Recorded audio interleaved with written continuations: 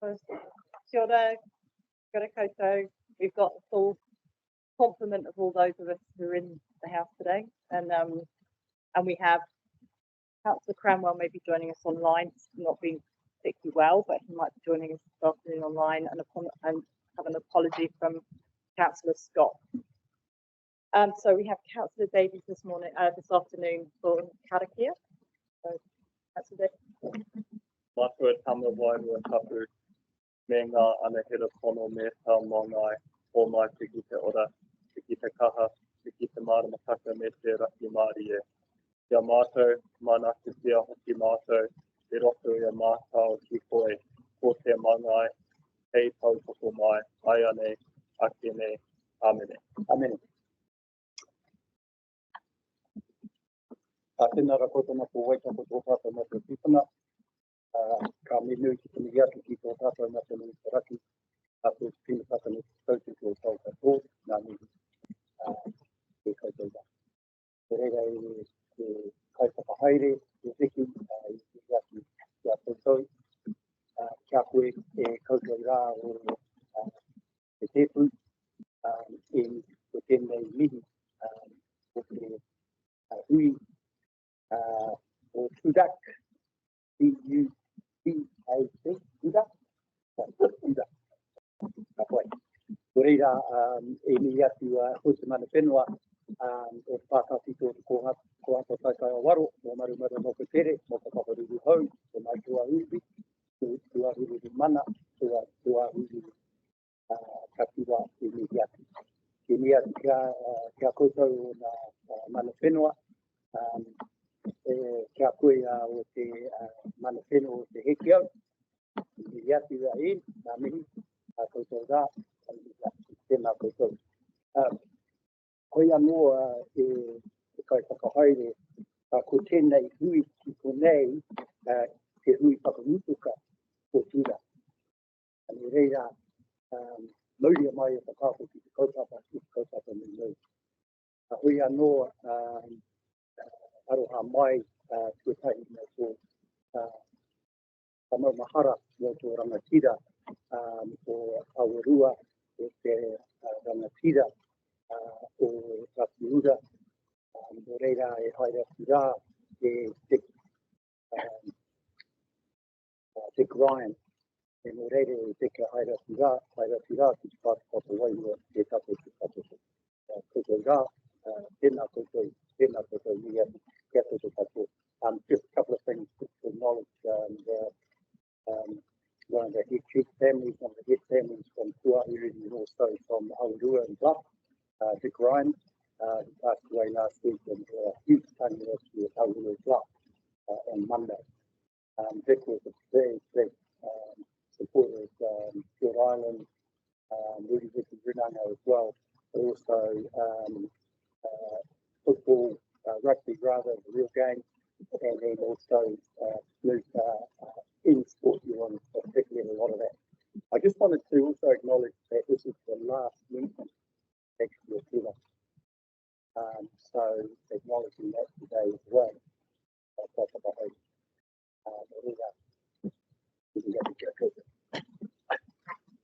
That's correct, isn't it? Yeah, it is. Yeah. Well, this fit in this format. I'm sure we'll be continuing to talk about public transport and air quality and all those other things. They're not going away, just the form of committee. So yeah. So kia ora for the Mihi Whakatau. So I actually we are expecting a deputation today, but there may be a little confusion about the time. So we'll adapt the deputies arrive, and then we'll fit that in, slot that into the agenda as appropriate. I jumped the gun on apologies, so now is the right time to do apologies. So apologies from Councillor Scott and Councillor Cranwell, I believe, although he may join us. Oh, he's online now, so here we go. Sorry, Councillor Scott then. So conflicts of interest. Have you got any conflicts of interest? Nothing. The deputation, as I said, we may have one. We're expecting one, but not got anyone here just yet, which so that might happen a bit later. And then extraordinary urgent business, we don't have any. Most of motion, we don't have any. And so we're then into minutes. So I can ask if anyone's got any problems, any edits they need to see or would like to suggest for the minutes. Nothing. So can I have a mover for the minutes? So Councillor Ward, thank you, and seconded Councillor Robinson. Thank you. And then we're into report. Oh, carried. That's carried. So moving on to report items. So report item 8.1. And so this is the Transport, Urban Development, Air Quality TUDAC committee resolutions, status report. All of the resolutions that we have in train are all on green. They're all complete, which seems appropriate for the last of this committee meeting. That's a good place to be.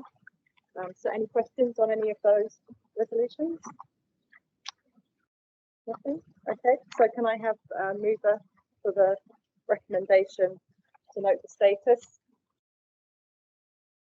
So Councillor Funkel and seconded and Councillor Robinson. So can I, what's the wording? Any discussion? Nothing? Aye or nay? All of those in favour? Aye, there we go. Carried. Thank you. So then on to for item 8.2. So this is an update on the Canterbury Regional Public Transport Plan 2025 to 35, which is under development and moving on. And so we have an update. We've got Stuart and Glenn who will speak to this. So if you'd like to take it away. Good afternoon, committee members. I think we can probably take the report as read, but rather than me paraphrasing it, just a few introductory comments. Noting, of course, that given the evolving public transport policy environment we're in at the moment, which I'm sure the committee are more than conscious of, we've taken as a project team, we've taken the prudent step of easing back on the development of the regional public transport plan wording at the moment, and we're refreshing the plan in a way that involves the subject matter experts at all the local Canterbury councils dealing with through both the Transport Managers Group for the Greater Christchurch Partnership and the Transport Officers Group for the RTC. And we're working currently with those groups developing the content of the refreshed regional public transport plan. The consultation draft that we're producing, the aim is to present this to the Greater Christchurch Partnership and the Regional Transport Committee in August, September, respectively.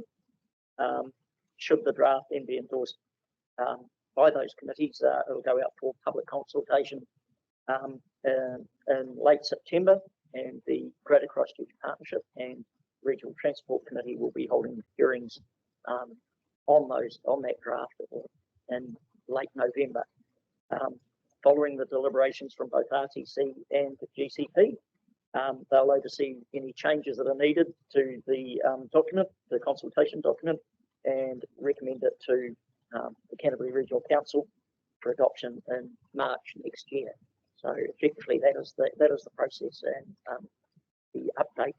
And as I noted, a little bit slower than we originally envisaged, and perhaps came to you a few meetings back, but perhaps a prudent manner and way to do it. Thank you. So any questions? So Joe, Councillor Davies. So will the dogs on buses be in Part B? Pets on buses will be canvassed in the consultation process, yes, and there'll be a policy within the policy section Part B. Councillor Ed, question? Thanks, Chair. Thanks, Lynn. My queries relate to item 22 and 23 in terms of the public transport youth reference group, and secondly the 2-year team. I wonder if you could just briefly say how they will fit into the discussion process. Certainly, we have an on the team on the public transport plan development team. We've got our engagement experts that have been dealing with through our youth role on developing the plan and how we're going to engage on that.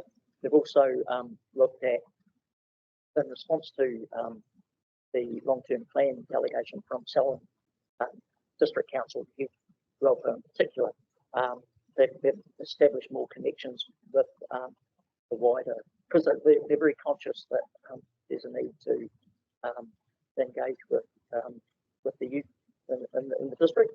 And we're also working through our two-year team upstairs to engage with, try and develop an engagement plan to get out with the plan, with the updated developed plan, the refresh plan, so we go out to all those agencies and committees and work through with them. So Councillor Mackenzie. Yeah, thanks. On the same point, this is against youth locally the right way to get a cross section of youth. I know you've got access to, but they're a pretty small microcosm of youth views. Thank you. Through you, Chair. So the Youth Roku is working alongside work that the organisation is also doing. So they are obviously their own entity, but they're working closely with us. So the PT Youth Reference Group has been formed to enable members of the Youth Roku to connect with staff, so that then we can work out what the strategies are for reaching the wider youth audience. So Environment Canterbury team does that out to young people, and the Youth Roku also does it. So this reference group enables those two things to come together to make sure that we are getting that cross section. Yeah, so they've only met once and they've just had that sort of initial introductions and starting to look at some of the issues that are coming up. The Youth Roku is coming in to talk about their report at the Regional Leadership Planning Committee Committee on the 12th, so they could probably go into a bit more detail about how that's going to come together and make sure they're getting representative views. Yeah, not just bringing their own views to the table, but that's certainly part of the plan. Yeah. Thank you. Councillor Swiggs. Will residents associations as a whole be engaged through this process? Residents associations, will they? Residents associations will have an opportunity. Obviously, we're working with the council as delegated responsibility for developing the plan to both RTC and Greater Christchurch Partnership. So we're working with them initially on the development of it, but obviously when it gets to the stage of submissions and the hearings process, there's an opportunity obviously for any residents association to come along and say, yeah, this is what we think. Very similar to the long-term plan process. No, that's fine. Just from my conversations that I have with residents associations in my area, they feel like they're missed out from the work. What just goes out. Particular way that they can bring a lot of residents. The other question that I had, what was it? It's on the tip of my tongue. Oh, is this the place? Is this document or the plan the place to have that conversation around the kaha and the needs that the kaha is going to have on our network? It's always an opportunity in the plan to have those sort of things. I think we have a policy on how we deal with specialist services, and specialist services will include how we may deal with te kaha and things to sports stadiums. But I guess it's not just restricted to the regional public transport plan discussion.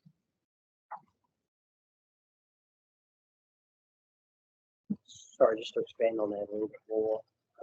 It's important to reflect on the purpose of the regional public transport plan, which is to set macro policy and guidance on development of public transport and investment in public transport in Canterbury. And so if you think that te kaha, the policy contemplates and considers document contemplates is how we might respond to events, regardless of where those events are held. And it's important to think about the regional public transport as a policy document, not a solutions document.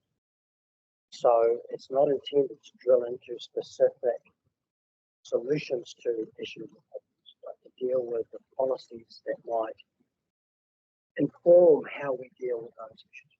So taking Takaha as an example, we're talking about how we deal with events in general, and then council can use that policy framework to decide specifically how we might deal with Takaha or how we might deal with some other events in Canterbury.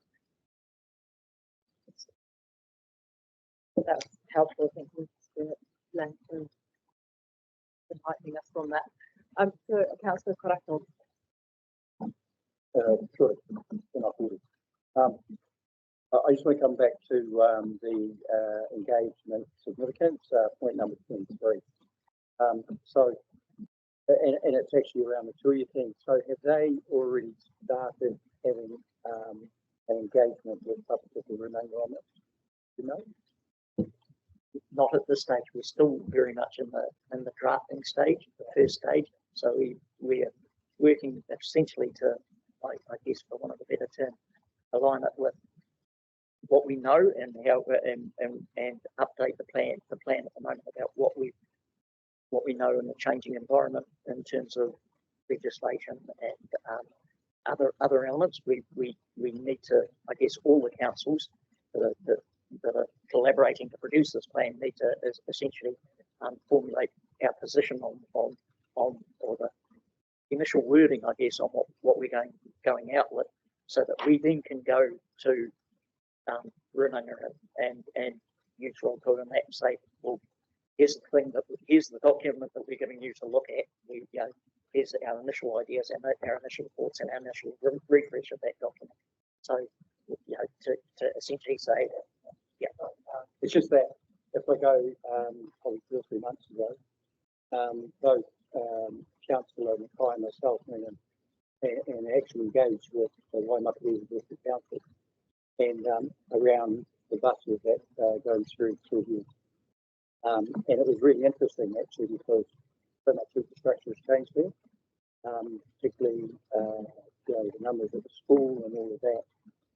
But it was, congratulations, it's really important to get the policy right, but particularly around public privilege. So I know we can't be specific, but I think it kind of mirrors itself a little bit on those that are actually like Aotearoa, like Karakia, things like that actually really want to have a better way of utilising public transport so it doesn't go through to a public package. That is also reflected in the Greater Christchurch Spatial Plan, which the Greater Christchurch Partnership are obviously dealing with as well. So they'll have an interest in that too. And Councillor Davis, So early 25 all being well. The adoption will be early 25, and then when does it become operational? Operational as soon as you adopt it, effectively. and it's a quick question from me is around the list of organisations and so on, how we publicise when we come to that consultation phase. And so sort of speaking to Councillor Swiggs' point, like would it be possible to share with the councillors perhaps the list of organisations, and so if there's groups that we recognise that we are connecting with that on that list, that we can let you know, so we make sure we're as comprehensive as possible. Obviously, I recognise that we do do a sort of wide sort of public engagement, but I'm not sure we can involve groups in that manner, but the council also has to realise that you've delegated the development of the plan to both Greater Christchurch Partnership and Regional Transport Committee. So technically, council has said, you guys go away and develop this for us and then bring it back to us. So we're trying to, I guess, balance those things, but I'm sure that both Greater Christchurch Partnership and Regional Transport Committee will take into account all the agencies and all the groups that have a discussion. it's just the council in Cullen, and that's to your point there, then councils in the other councils may also be, you know, we've sort of got areas of the ground and may just have those 1 or 2 extra connections. So that would be useful. Thank you. Oh, sorry. Yeah. Oh, thank you. The point that Dave's just made about delegations is an important one just to talk about for a minute. The opportunity for Environment Canterbury to influence the plan is through those committees. So the members of this council who sit on those committees will be representing Environment Canterbury views in those committees. That's the fora in which this council will have with the content and process.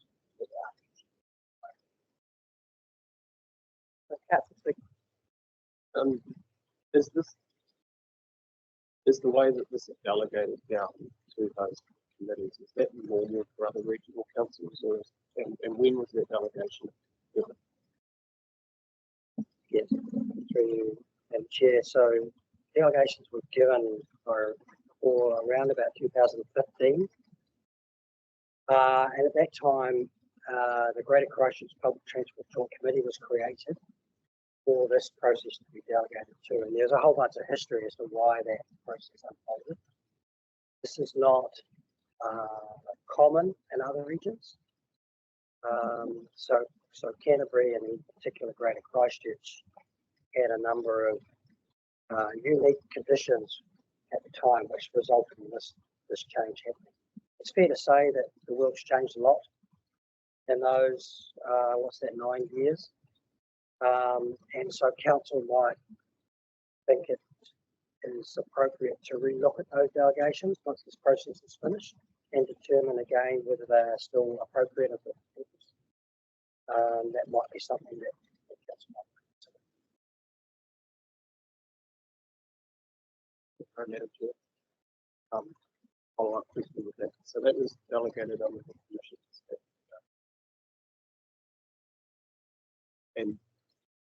And how would that process, how would one initiate that process to get that delegation? See if it is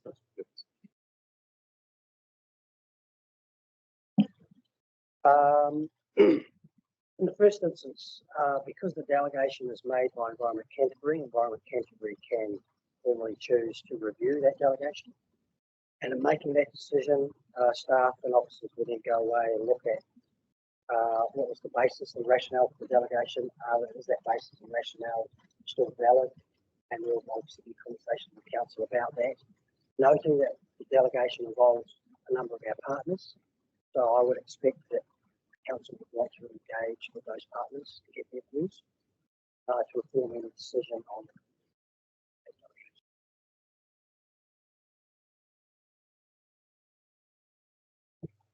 Everyone, I think that's all the questions. So I'll propose that we put forward the recommendations. So we have on the screen. We go up on the screen.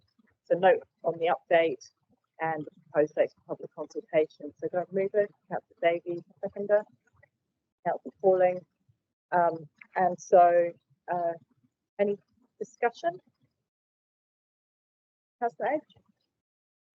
Thanks, Chair. I just wanted to pick up on page 23, item 4, just confirming the involvement of the Greater Christchurch Partnership Committee in terms of its contribution to the regional public transport plan, and similarly the Canterbury Regional Transport Committee's role as well. And so it's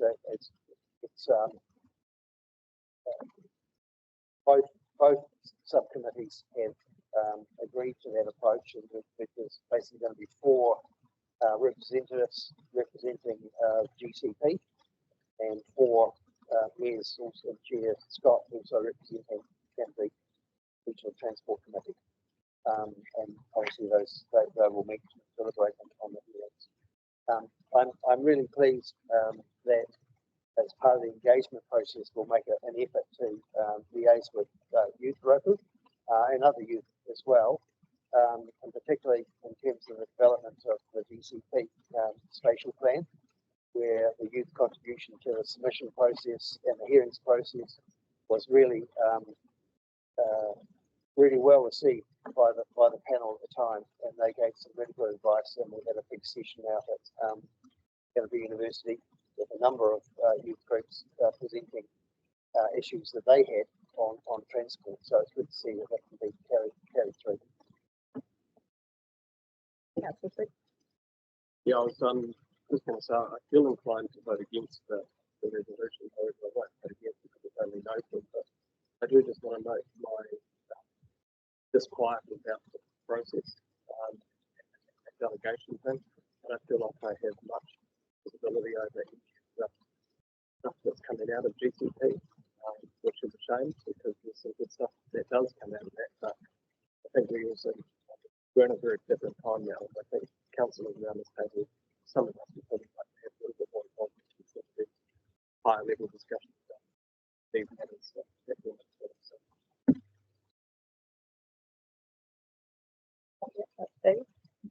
Yeah, just that I support, noting it, and I think we kind of have gone on the journey. Obviously, there was a notice of motion for this committee last year. It's good to see the inclusion of that. What's quite interesting about the delegations is how they transfer over at the forming of the Greater Christchurch Partnership. And there doesn't seem to be a decision plan. So I do welcome the idea of us having a look at that delegation, especially with GCP's role in the future. Now the spatial plan has been adopted and so forth. But I'm happy going into this. I hope to see a really big public campaign from our comms team, trying to get lots of feedback, because as we know, that feedback is also going to feed into all of the other transport work we do, like the rest of the network business case, because we don't have to keep going back to the people for the same kind of feedback, and we know that they will lobby well for their communities. So thank you.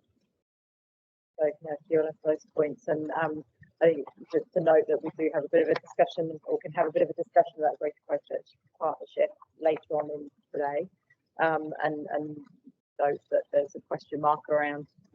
That will be looking then talking about the next steps and perhaps the delegation assessment or deciding on what's best next in this context. To have, what we're here for is to have these types of discussions and be open-minded to those with change in context. Yeah, great to hear about youth engagement, but yeah, absolutely really keen to see a really wide public consultation on this as well. And sorry, Councillor Davies, you want to do something else? Point I forgot. Like in terms of when the delegation occurs, like it probably made sense, right? To delegate it to the PAs, to the representatives who are elected when the commission area, the half commission area, probably made sense to delegate it up. But now that we have 8 Christchurch councillors, we have more Christchurch councillors on this table than GCP do. So that's food for thought there. And I think we'll talk about at the next stage in later on in this discussion, because that might help to sort of like inform your thinking. We'll talk a bit later on. So if I can, Councillor Age. Yeah, if I may try to get clarification on how the GCP came about in terms of its role on transport issues. Am I correct that prior to the GCP having this responsibility, that the regional public transport committee, or the regional public transport committee, that was absorbed into the Greater Christchurch Partnership? Is that correct?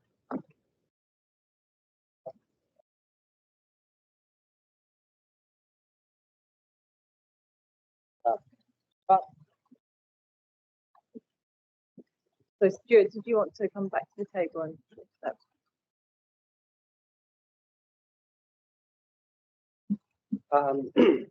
So in terms of the history of the process, at the time the delegations were made, the Greater Christchurch Partnership existed, and a new committee separate to the Greater Christchurch Partnership was created, which was called the Greater Christchurch Public Transport Joint Committee, and the delegation was to that committee.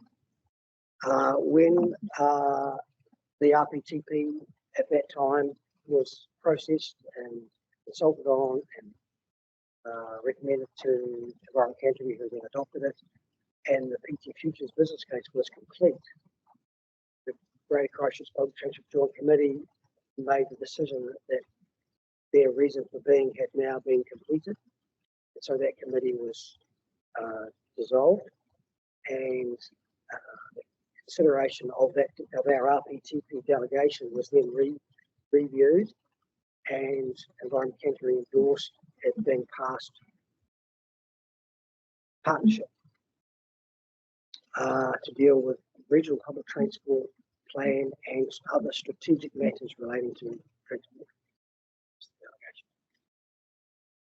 And really just to speak as well to the fact that whilst yes there are 8 councillors sat around this table, we've got a Mid Canterbury and North Canterbury represented as well, that actually having our territorial authority very much involved in this also has a significant and is an opportunity, and the Greater Christchurch Partner Partnership has worked well to create the Greater Christchurch Spatial Plan, of which the public transport is an absolutely integral part of that, and so enabling us to be joined up, and perhaps there needs to be a discussion about how perhaps it's Councillor Edge and I, how we best share back the information and back to you. I mean, we have the Greater Christchurch Partnership work come to the table, albeit in quite high level reports phased through, but there is, we can look at that as that it's more about how we're communicating with you rather than about the function of the actual partnership itself. Then that's something for us to be looking at rather than looking to sort of rejig the whole way this is operating, because it seems to have worked well to date, and noting its refresh. I don't want to slow things up on this refresh of the public transport plan, because we're debating who should make the decisions on it, as long as we have good lines of communication. I think personally feel like it's a good thing to have the other territorial authorities engaged as well. But that's the point. Could I suggest that I know when we've done other GCP work, we have had workshops. Could I suggest that we, potentially do that through this process with the council, so that we do get involved in this a little bit? That could be an option.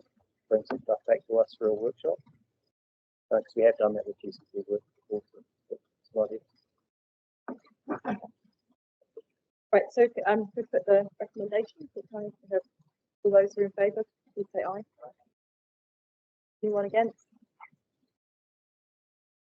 No. Okay, so that's passed. Thank you. So we have a deputation that is being presented by Ōtautahi Christchurch, and so Greater Ōtautahi, isn't it? Apologies. And so we have Jack Halliday, and sorry, I didn't catch this. Okay, thank you. So we have 10 minutes to speak, and you didn't have a presentation, did you? Essentially, perfect. Okay, you didn't need a presentation. So you have 10 minutes, and you can say as much or as little as you like, and then we'll. I'm sure councillors will have questions to ask. So kia ora, and thank you so much for coming. Really appreciate your time today. Kia ora.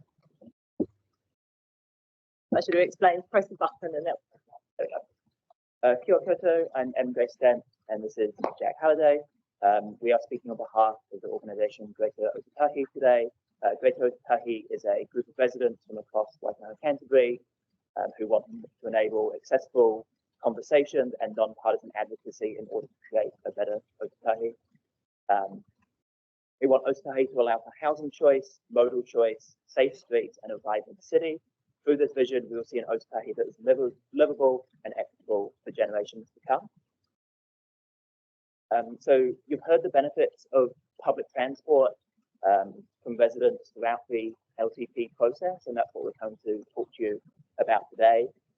We see it as necessary to talk about public housing in regard to a variety of issues, including housing, congestion, air quality, community wellbeing, equity, and many more across Whakatau Canterbury.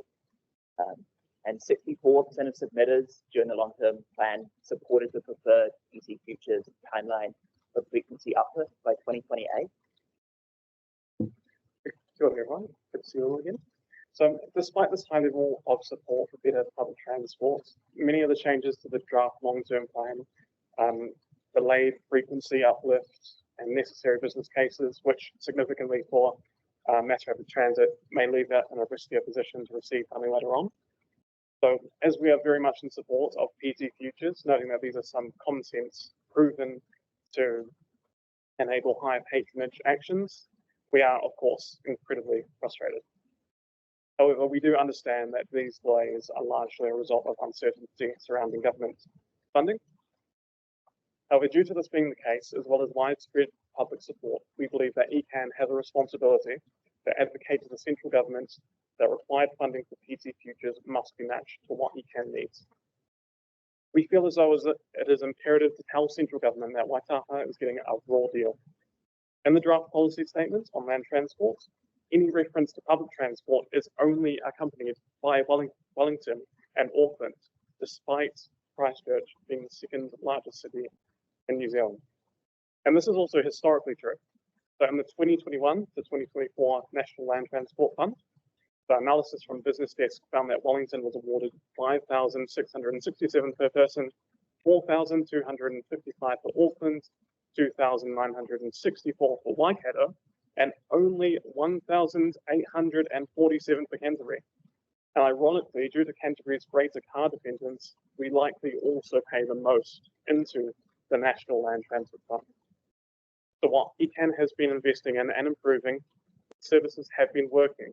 As you'll hear from your staff today, we know that patronage has increased, and allowing some of this momentum to come to a halt risks losing the public's trust in the work ECAN does.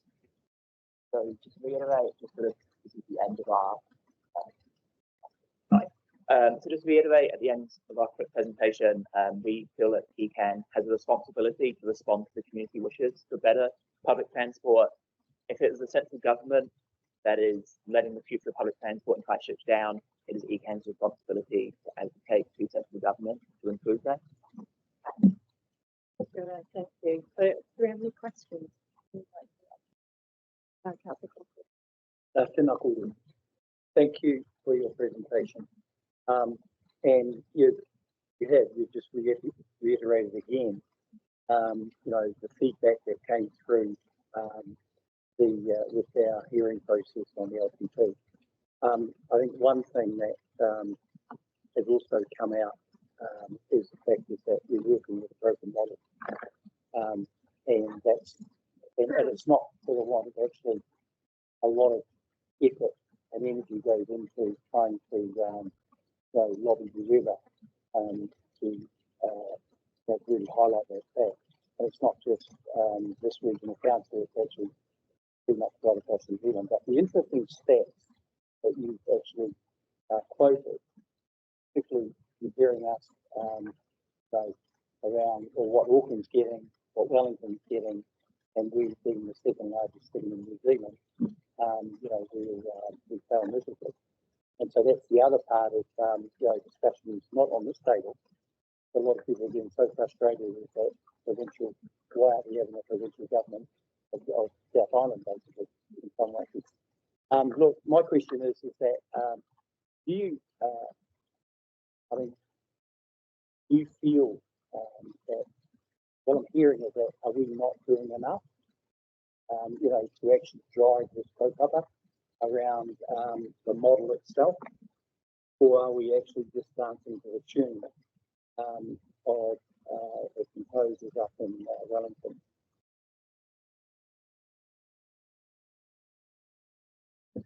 So I think it's clear that you're working with a broken model, and that you've got so many people you need to consult with. You've got infrastructure with the council, the city council. You've got two operators. You've got Whakakapi, you've got the central government, and you running the service. So I think it's clear that you are not able to be nimble. You're not able to move things quickly. You get stuck in a lot of business cases, mostly not by choice. But I think with funding, it's very, very, very clear that Canterbury really isn't getting what it needs. So obviously there is conversations that are being had with central government, but it just needs to be put across really clear to the new minister that Canterbury is getting a very raw deal, and this is having a significant impact on how you want public transport to progress into the future. Point taken, absolutely, and that's kind of what's happening. Have you two been to? I mean, when you look at our most senior member of parliament here in South Island, which is Minister Lucy, number 17 on the cabinet, right? But have you been to talk to him about this? We've reached out, but we haven't actually had a conversation yet with him. We're a relatively new organisation and just sort of starting to get started this year, but we have reached out to try and have some of those conversations with government MPs, both in Christchurch and beyond, such as Lucy. And Councillor Burns. Got it. Korua. Thank you for coming on. Awesome.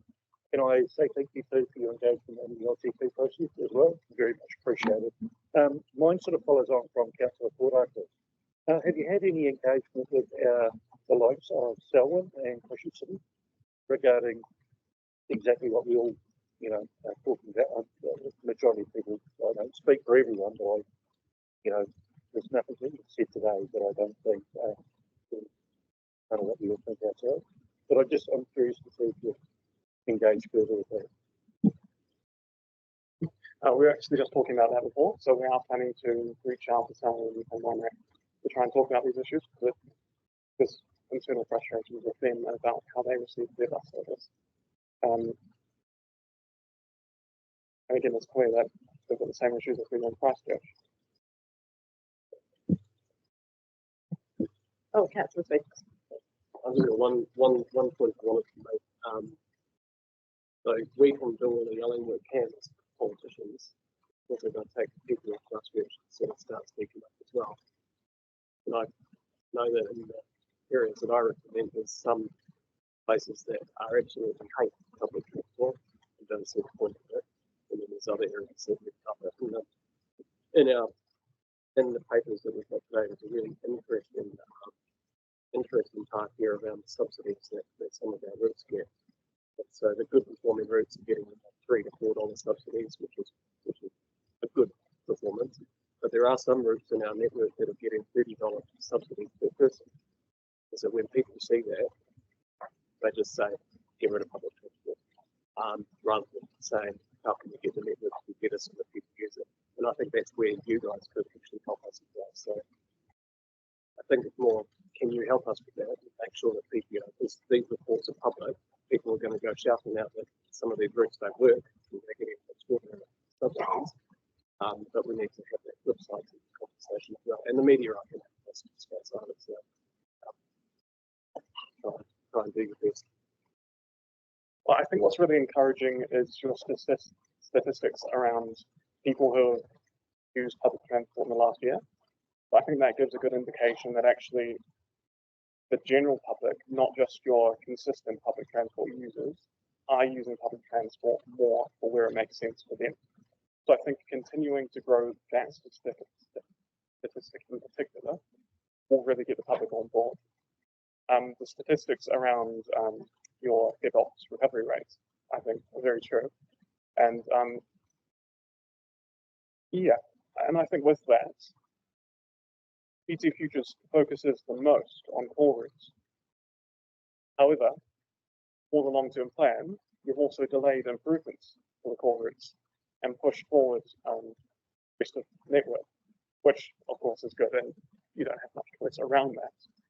But when it comes to what the public thinks, if you're getting results and the buses are always full, then that's what they want to see. And if it makes sense for them to use it, then that's also good for them. And that's what will bring them on board. Thank you. Thank you so much for your presentation and your time. And I think what's really clear is that actually all of us around our table have got a job to do. It's very well asking you guys what you've done, but it's on us to also be stepping up and talking to our MPs and having that big conversation and ramping up the advocacy for our part of the world. And thank you for those statistics, which really demonstrates just how disparate the funding is that comes this way. And so let's see if we can't change that for the better here. And I think the point about the rest of the network, I mean, it all has to integrate and fit together. It's very difficult for people who are are on an occasional route to make good use of it, because it's hard to use those types of routes. So they're sort of set up to fail in a way almost, but they are actually critical, certainly for some parts of our community. So it's important that we get that as well. But that's a conversation to come. So thank you so much. And we've got we make a recommendation, don't we, to receive your presentation. Oh, sorry, Councillor Byrne. Oh, right, got you. Okay, so we just receive your presentation, Deputation, and then we will provide a reply back to you as soon as practicable. So if I can have a move it. I can move a second. Okay, sorry, I don't do this for everything. I'm just trying to remember the order of things. So I've got a mover from Councillor Byrne to move, and Councillor Robinson second. Do I have perhaps yes, you stand back now, and then that would go sit back down, or you're welcome to leave. Or is there any further conversation? Or so you guys, you're welcome to sit down. So, yeah, and then councillors have an opportunity to have a discussion if they'd like to on any of that. Otherwise, we can move on. Yeah, we're going to have some discussion. I guess we've already said it, but I think the majority of people through the LTP clearly supported the fact that we move with speed, not haste. And again, many of the individuals around the table here, especially the Christchurch councillors, it is beholding on us to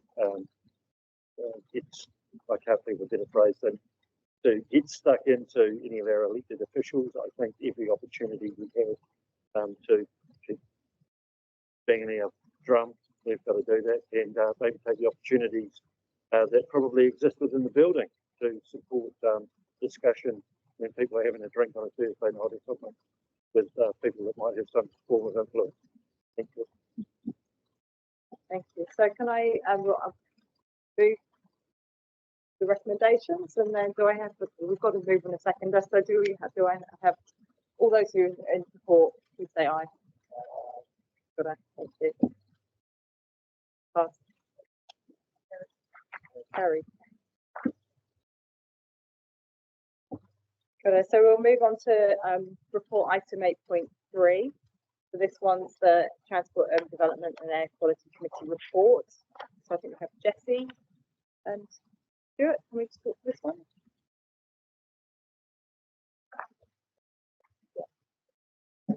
Kia ora, councillors, through you, Madam Chair. So the purpose of this paper is to update the committee on the progress of the Air Quality Transport and Urban Development portfolio. Just note this is up until the period of 31st of March, so we're at the end of May now, so there's a couple, everything's happened in the last 2 months, as we've just heard, into our LTPs and RLTPs, etc. Just draw your attention, there's a bit of an update in paragraphs 13 to 19 around some of the key initiatives that are happening across the portfolio's work streams. Just in terms of some of the Greater Christchurch work, so the Greater Christchurch Spatial Plan was signed off in that period, agreed, and we've since had a workshop around some of the priorities for the partnership to work forward. Particularly things like developing the priority development areas thinking. There's workshops happening on that pretty soon. There's also the work around the Blue-Green Network, some economic development planning work, the housing action planning work, and looking to finish off documents like the Greater Christchurch 2050 work, and also the Greater Christchurch Transport Plan Investment Program. So there are a number of work streams still occurring within the Greater Christchurch Partnership. Dependent on direction from government, particularly the transport planning work, dependent on the Greater Government's policy statement on land transport, which we're expecting at the start of next of July, and also dependent on the funding that's also made available through both LTPs and the National Land Transport Fund. So there's a number of variables there. Just also, I noted the Regional Land Transport Plan was signed off by Council, approved by Council, and we've got 2 variations actually going to the Regional Transport Committee tomorrow from both Whakakapi and ZTA, and also the City Council around some of the those agencies. I'll leave Stuart to comment on any of the PT related matters as well, but at that point, just note the couple of the traffic lights in the paper have gone from green to monitor, and that's just purely reflecting the direction of government, and we'll just have to progress some of these streams of work as those decisions are made as we go along. So. Thank you, Jesse. I just want to make a couple of comments on some of the items in the paper. Item 18 relating to the Timaru My Way trial as a notes, criteria to remove the program. As Council aware, we're hoping to receive some information from NZTA next week, give us some indications on funding levels for the continuous program. And that will enable us to have an understanding of the future for services down to Timaru. We're still preparing to go out to tender to procure longer term contracts, given the trial has essentially come to an end. So once we have confirmation around program funding, that will give us more certainty around our procurement approach. In terms of the public transport patronage, item 19, recognising that this paper relates to March year to date, and we're almost at the end of May. I thought Council might be interested as the last meeting for UDAC, just to hear how April went. So for April, Greater Christchurch patronage was up versus pre-COVID by 16.7%, and up against last year by 34.4%. So on a year-to-date, fiscal year-to-date basis, that puts us at 8% above pre-COVID year-to-date to the end of April, which is very encouraging. So we are still on track to achieve that 14.3 million trips for the year, which, as you'll note, will be the highest patronage since the earthquakes of Greater Christchurch. In Timaru, for April, 27.4% up on last year. And year to date, we are 52.3% above pre-COVID figures for Timaru. But continuing to see very good engagement with public transport and Timaru. And the last item in the paper, which is of relevance, relates to the Metro Network response to cruise ships. As you know, we have a very good response to cruise ships this season, resulting in no complaints from our communities, and a very positive outcome for the service of Route 8 into the city and back out to Littleton and servicing the gondola. So it was a great outcome, supported by council and the community for this cruise ship season.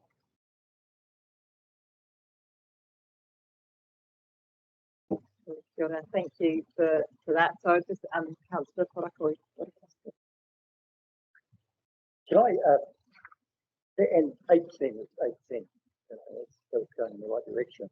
I just noticed with the customer complaint,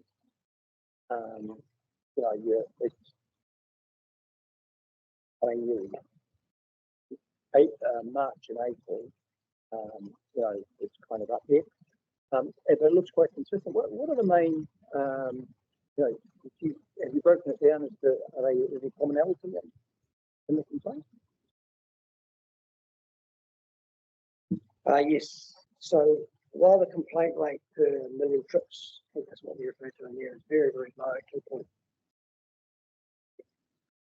The majority of complaints, around about 75% of those complaints, relate to driving of the bus. So either driver behaviour or driver attitude or driving on the road. Secondly, we look at complaints around people not being picked up. They might be waiting on the side of the road and the bus doesn't pick them up. We have complaints around our facilities, which we pass on to territorial authorities. We have complaints about other passengers' behaviour on it.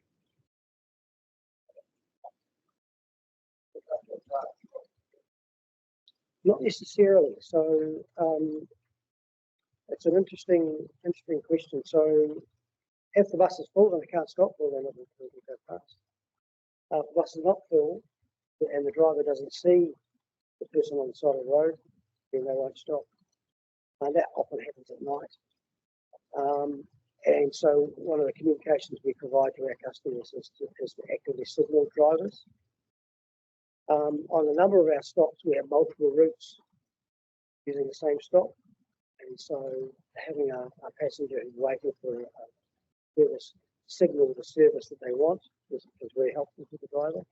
Or using your phone at night, putting your phone on so they can see the light.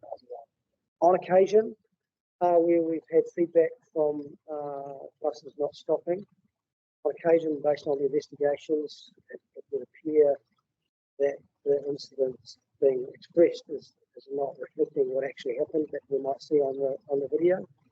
But that's a rare occasion. Councillor Swiggs. As I was saying to the other people, I think that route performance indicator is quite interesting in terms of some of the subsidies that are put on the buses that are coming out. Have we done any risk analysis around the potential for the GPS signals that appears in the gearbox recovery? Has there been any initial thoughts on that? Yes, so staff have been putting their mind to exploring different scenarios that might or might not occur based on funding from the NLTP. Obviously, we haven't been doing too many models of more funding. Most of our time is spent looking at reduced funding to try to understand what the potential impact might be for our current network and how we might respond to that. And so council have two levers effectively they can pull in those reduced funding scenarios. Lever number one is to reduce the cost of public transport by reducing the service footprint. And lever number two is to increase the revenue side of the equation by increasing fares and changing the fare policy. Council will be considering their fare policy later this year as part of the fare trial that's underway. So that will be a good opportunity to consider that side of the equation. When we consider the routes with high levels of subsidy, there are several elements that drive that result. The first element that drives that result is typically these routes, in fact all of these routes, provide a very low level of service. So their frequency is very low, half an hour or hourly, depending if it's what time of the day or the day of the week it is. And so at a low level of service, you're really not expecting to have a high level of patronage engagement. So you ask the question, well, why are those services there? Well, they are there for access purposes. That is their sole purpose in life, is to provide a level of access to public transport for some parts of our community. So that those who have no other choice can use public transport. So again, that means they are socially orientated routes. And so they serve a purpose, of consequence being their financial performance is very low. So when considering pulling the service lever to reduce cost and looking at these routes, there are a number of lenses that council will need to apply to that thought process. But obviously the removal of any service has a consequence, both from a fiscal point of view in terms of balancing our budget, but also a community outcome perspective. If I just, oh, no, you because sorry, Councillor, you carry on with that, and I've got something on that one. I've got another question. Just pick up on that. And so, do we have a sense of what proportion of our budget is those subsidising those low value or low frequency, low patronage compared with the majority? Because it's easy to hear a big number, but actually if it's a tiny fraction of the whole and it is delivering these important social services, then that, you know, we need to make sure we consider that. Yes, so on the dashboard on the last page, it gives you 3 pie charts which show you the proportion of patronage based on high frequency connector or local services. And those services that are in a lower performing segment, if they are a 3-digit route number, they fall into the local services category. If they are a 2-digit number, they fall into the connector services category on these pie charts. And so what you can see is patronage with the local services, the 3-digit numbers, provide 14% of our patronage, but consume 21% of our budget, and only provide 14% of the fare revenue. So again, reiterating what I was saying before, their purpose in life is to provide access to communities, so they are a socially oriented service. Whereas our core routes provide 60% of our patronage, but only 50% of our cost, and just under 60% of our fare revenue comes from those high frequency routes. And you would expect that level of outcome for a high frequency, high level of service on core corridors. So thanks for pointing out how that works. Yeah, no, it's useful, thank you. So, Councillor Sweeten. Yeah, I've got another question. It's around the total mobility. I think I might have raised this one before. I'm a little bit concerned around the subsidy doubling over the last couple of years. That has on budgets and whatnot. My fear is this a runaway cost, or is this going to be contained somehow? Is there any modelling that's been done to sort of look at that with view for future budgets? Because runaway costs will get up in costs. Yes, so as Council will be aware, the key driver behind that rapid increase in the level of subsidy and the level of consumption has been the introduction of the government concession of an extra 25% for those community members that need to use total mobility. And that introduction of that subsidy was intended to ensure equity for a community when you consider the community services card concession that was also applied to public transport. So government at the time, when they put those two concessions, they were looking at balancing the response to all of the community to make it fair and equal. Nevertheless, as you've said, significant uptake in usage, a significant increase in the level of subsidy. And the difference between the community services card and total mobility concession is that one is wholly funded from government, whereas the other has a direct cost impost on the local community, and that being total mobility, because ratepayers contribute to the cost of the total mobility cost directly. And so more consumption means more rates of consumption. What I think you're making. Ministry of Transport are currently doing a review of the total mobility system. We imagine that they have similar thoughts in their mind, that is this sustainable system, given what they're seeing. In fact, we've been providing a significant amount of information to NZTA Whakatau, as have other PTAs, so they can understand and analyse the trends of usage uptake over the time of this concession, which will feed into the Ministry of Transport's review.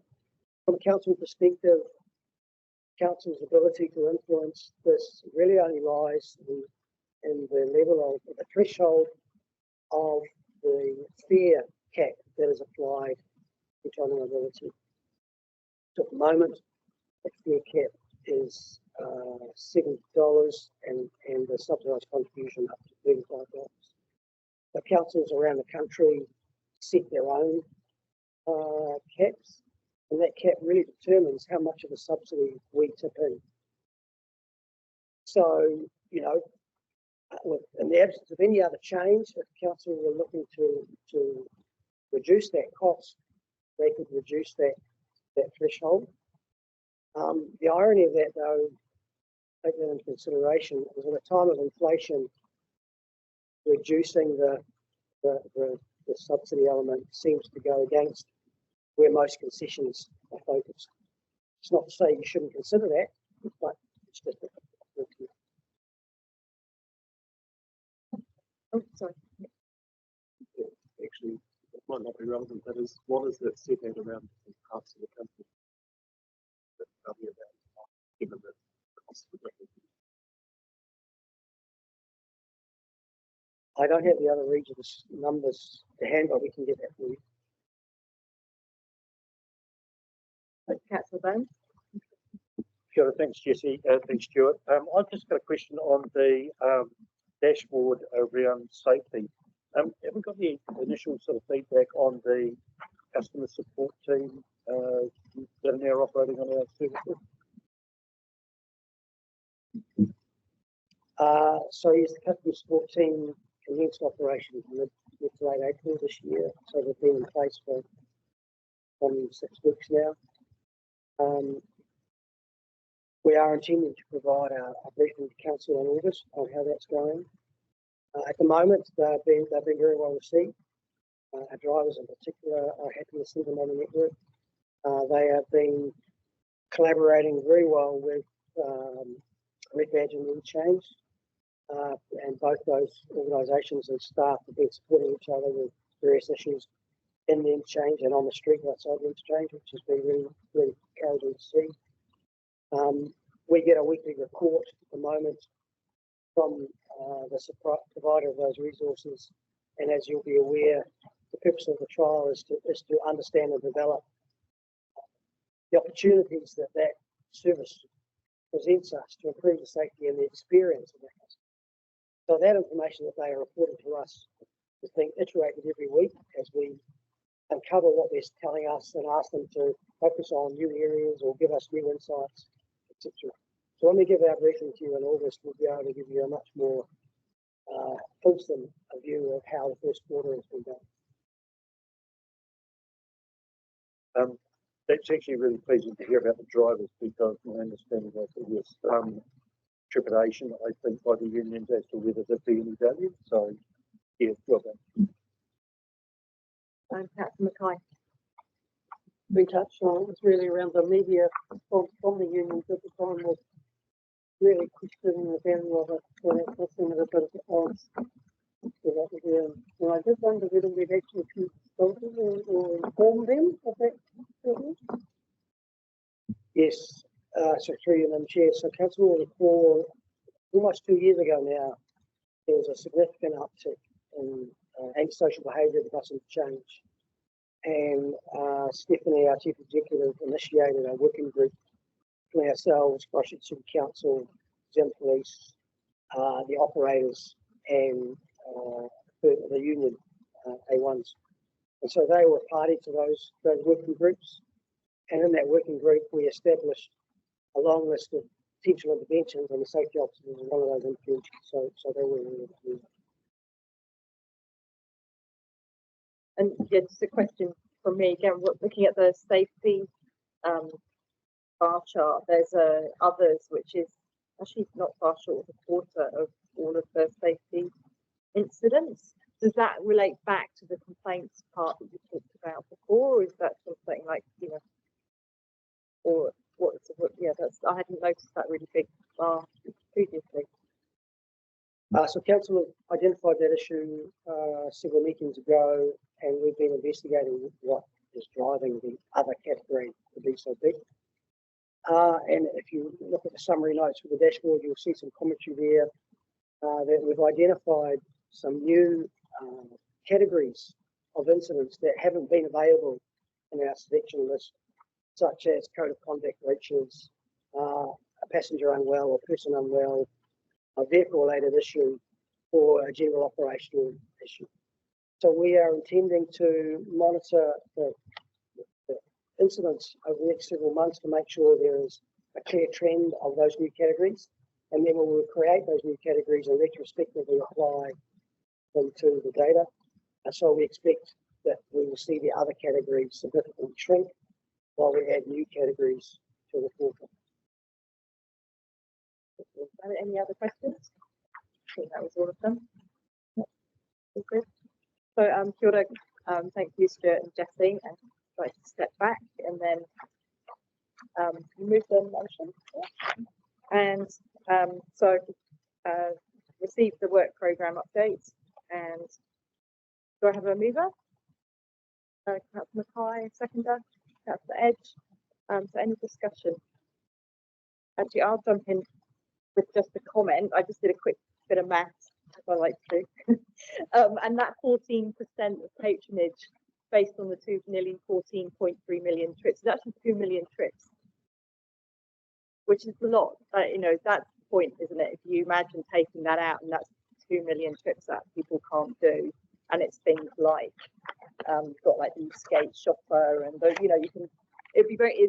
I think it's important we bear in mind, you know, how those sort of numbers play out and might play out in people's lives, and that's the sort of thing that we need to be considering in the round, as well as the sort of the economics and the efficiency and the collection of rate of fund of fares and so on. So, anybody else got anything they'd like to add?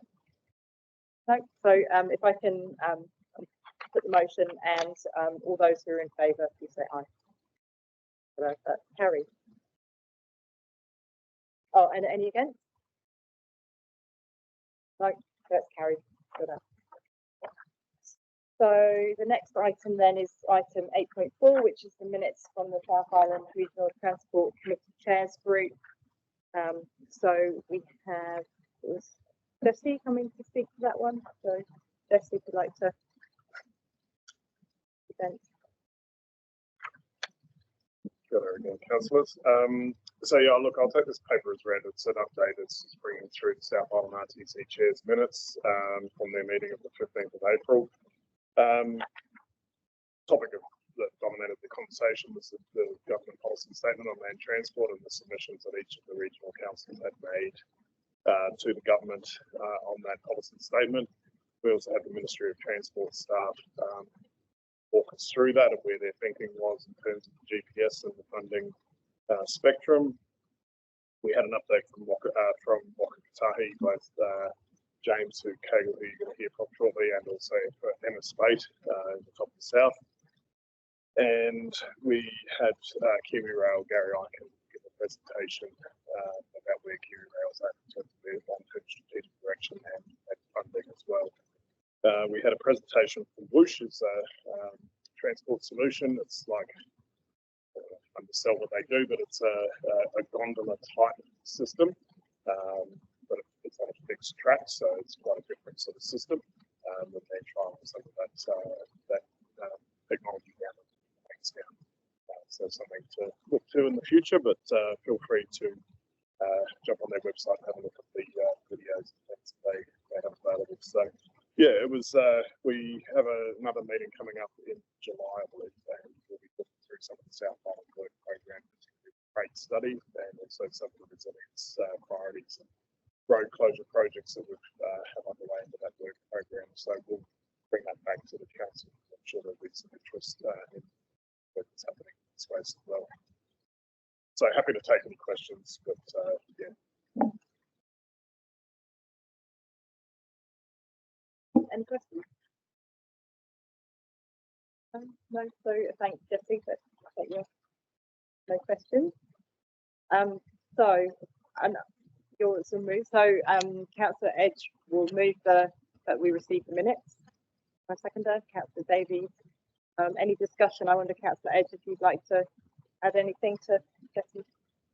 Just a couple of things really. Top of page 50, you'll see that basically, a lot of discussion about GPS and what was in it and what was not in it. And it's very disappointing on the third bullet point down, committee questioned the narrowing of the transport portfolio, which excludes rail and coastal shipping from their agenda. Those sort of two things are pretty vital to transport and trade, passenger carriage throughout the South Island. So, and that was expressed in the submissions from everybody as well.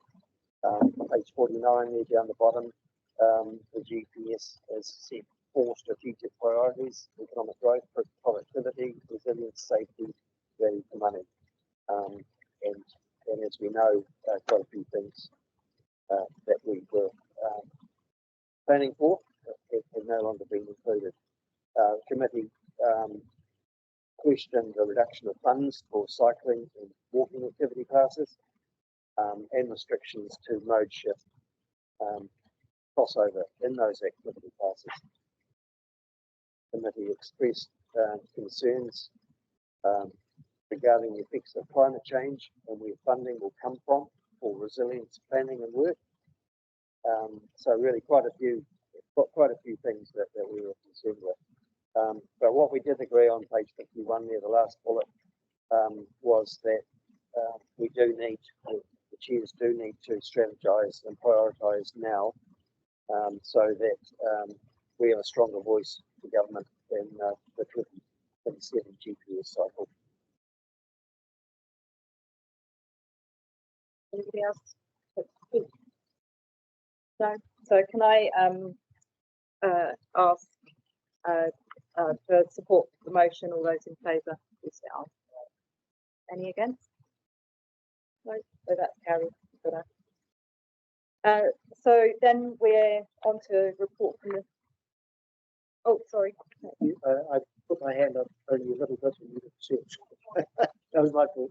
I just wanted to make a comment about the Kiwi Rail update on page 49. I talked about the Ashburton container terminal is now open, primarily serving Northern Strait. I think that's got the potential to take, what was it, John? 6,000 trucks, no, 9,000 trucks a year or something, whatever it is, truck journeys by rail.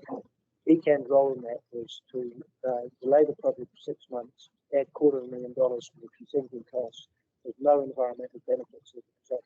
And so we need to reflect on our where we sit on enabling some of the stuff which fits our transport strategy, climate change strategy, that we get in the way of it as a regulatory goal. And for point taken, I'm not, yes, that's a discussion I'd be having with staff and take that up. Absolutely, of course, we need to be enabling and it's important that we do. So I've already carried it, didn't I? And then so got all of that out of order now. Thanks. So report from the chair. So this is we've got the Greater Christchurch Partnership Committee, and of course I'm speaking to this. There isn't anyone else coming to speak to this one. Chair's report. So just really a bit of quick overview on the Greater Christchurch Partnership, which I mentioned earlier, sort of came later in the report. And so really, it sort of come to a sort of tidy point where the Greater Christchurch Spatial Plan was agreed and all of the councils sort of approved that plan. And so then in the beginning of the Greater Christchurch Partnership, doing a bit of a workshop to see, how do we move forward now into the implementation? What are the priorities? How do we best function as a, actually add value to the process of implementation rather than just being a, turn up to meetings every month or two. And so there's a piece of work going on to actually really look at that. And there was definitely a strong feeling around, and there was a real feeling that it's important that we are effective and efficient, and that we need to sort of really look back to how best to do that. And so I think there had been a workshop that would have brought all the councillors in together planned, but that got cancelled because it became to actually a bit of more work to do to work out how best to configure things. So that's happening. And at the moment, we're expecting a report back on that. Yeah, it's weird. So we're expecting a report back from staff on some next steps. And there was definitely an intention to make sure that the councillors more broadly than just the GC councillors do have input into that at the appropriate point in time where we can all add some value. Then Councillor Scott had been meeting with ministers, and so that's commented on. I would like to, and I flicked an email around earlier about proposing a recommendation which actually responds to the deputation that we had just earlier, in terms of really asking council to, and wording it's just coming up now. So we've got some wording around really sort of kicking off a process of advocating and asking if our Greater Christchurch mayors and also Mayor of Timaru, we have My Way, would like to sort of collaborate with us to be as effective as we can be with central government, sort of asking for the match funding that we require from the government to deliver on what we have so far agreed, those of us who've gone through our deliberations, on the rates that we've put to public transport. So this is really asking for that far rate. to match our funding. So the sort of proposed wording here is that we request that Environment Canterbury, request that Environment Canterbury sends a letter to the mayors of Greater Christchurch and Timaru, proposing a collaborative effort to advocate for central government on behalf of public transport users for funding to match our rates commitment for the advancement of public transport futures and MyWay. And bearing in mind that MyWay Timaru, of course, is the sort of pilot and advanced country national first, but that we've certainly heard this through submissions and interest for other parts of our region to look at MyWay as well. So I think, you know, keeping momentum both on futures and on that MyWay, really getting that commitment to keep the momentum up that we've heard this afternoon from the patronage figures and so on. You know, we're on a really good roll, and let's really do our best to make sure that central government's really aware of where we're getting to. I think those figures we heard in that earlier presentation around just how low our public transport funding support has been over the years, and now we really want to pick back up and push forward. So I think we've got a good case to make, and this is really requesting that we, you know, as a council, that we support that and start with a letter and see where we go from there. So. Yeah, I think that sounds good. I'm happy with it.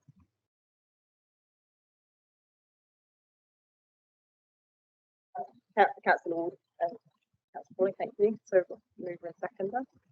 Any discussion? And that can be about any part, not just so Councillor Ed. Yeah, just two things up there. On this third line there, you've got match our rates. Is it? I mean, you're talking about individual mayors, presumably in terms of the Greater Christchurch mayors, they put some money aside, so would be to match our respective rates commitments. Is there an insertion of another word in there?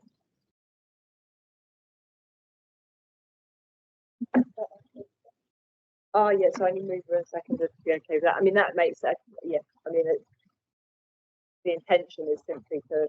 I know Waimakariri, Selwyn, for example, have their rates proposal that delivers on PT futures, but dependent upon that national government funding. If we want to be more specific, that's fine. Yep. My second comment is some indication of, you mentioned, you know, it says the respective rates commitment. Is that for year one, or is that for across the 10-year period? What are we asking for the mayors to collaborate on?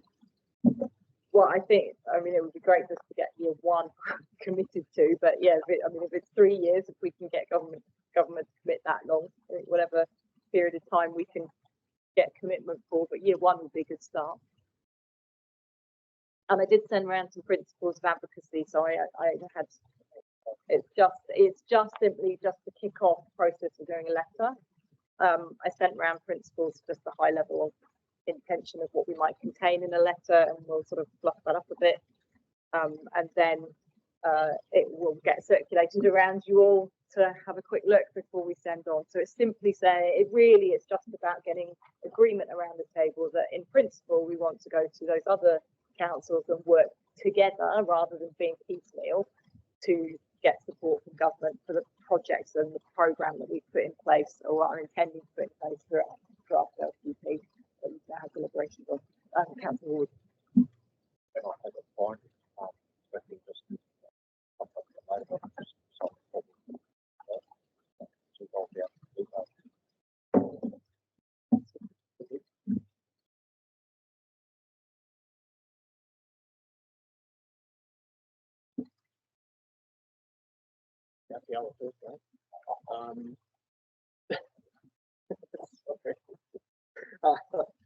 Mihi, I understand what you're trying to do, but my biggest concern right now is one, is to get the council to sign it off, which is the this, and two,